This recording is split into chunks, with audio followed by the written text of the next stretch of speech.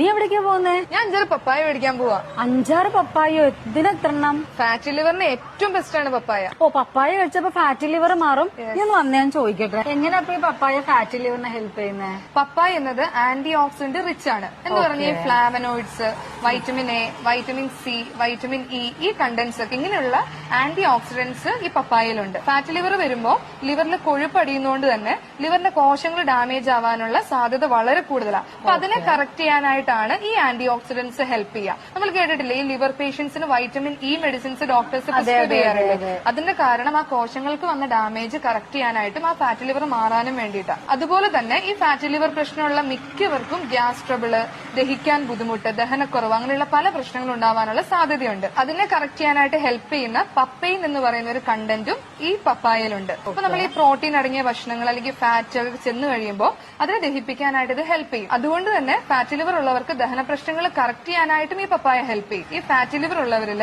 ലിവറിന് നീർക്കെട്ട് വരാനായിട്ട്, നമ്മൾ ഈ ഹെപ്പാറ്റോമെഗാലി എന്നൊക്കെ കേട്ടിട്ടില്ലേ, ലിവർ വീർക്കാനുള്ള ചാൻസ് വളരെ കൂടുതലാണ്. അപ്പൊ അതിനെ കറക്റ്റ് ചെയ്യാനായിട്ടും നമ്മുടെ പപ്പായ വളരെയധികം ഹെൽപ്പ് ചെയ്യും. നമ്മുടെ ശരീരത്തിനുള്ളിൽ എന്തെങ്കിലും ഒരു ടോക്സിൻസ് വന്നു കഴിഞ്ഞാൽ അതിനെ ക്ലീൻ ചെയ്യാനായിട്ട് അല്ലെങ്കിൽ ശുദ്ധീകരിക്കാനായിട്ട് ഹെൽപ്പ് ചെയ്യുന്നത് ലിവർ ആണല്ലോ.